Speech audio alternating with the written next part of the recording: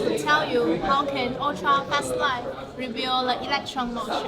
And there's a unique quantum materials called topological materials. And it can revolutionize the next generation's electronics to become faster, smaller, and with less energy loss.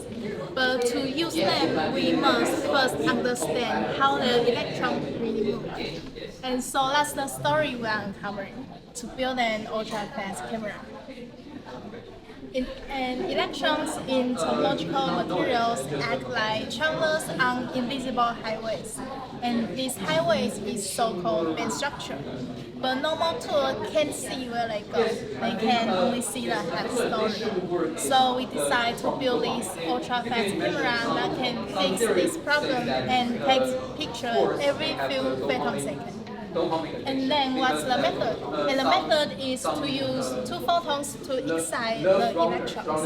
And the first photon lifts up the electrons, and the second one kicks it out so we can measure it.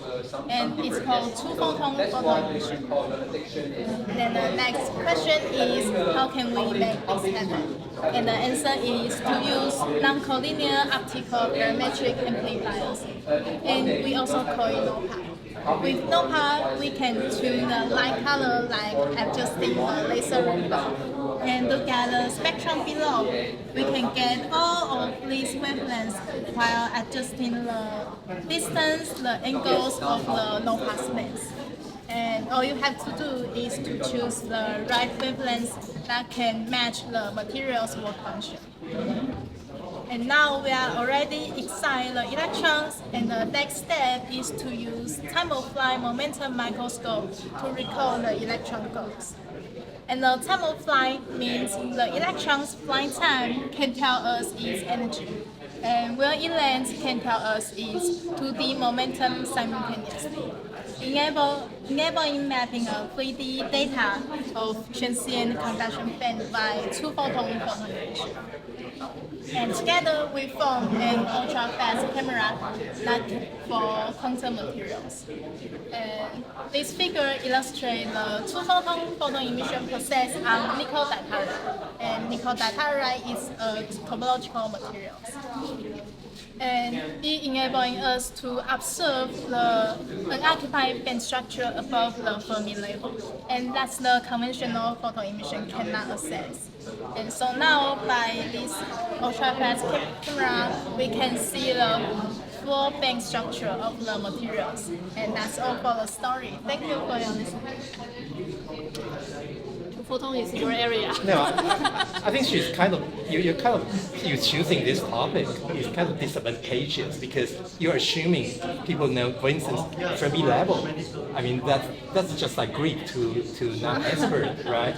So I think next time when you start doing the more general talk, you should choose a topic that requires less knowledge of sort of background knowledge because we physicists we know what that is, but not to non-experts. So they would get lost. And also I explain it as invisible highways as the texture. Yeah, that's right. And I think it's more. Yeah, that's right. Yeah. But actually, she explained it very clear. Yeah. My friend is also doing some research on two-photon. Yeah. And I always hear this kind of words and don't know what is that. Yeah, that's right. And thank you for giving me a brief introduction on this technology. Yeah. Yeah. But there's a catch. I mean, for expert, I mean, if you really want to know the past, it actually is bad because according to uncertainty principle, if you actually know where it is in space, you will disturb its momentum. You will actually disturb the system, right?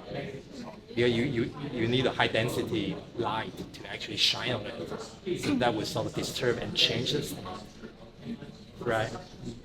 Yeah. So there's a catch. If you really want to know the motion, then you will lose the information of their momentum.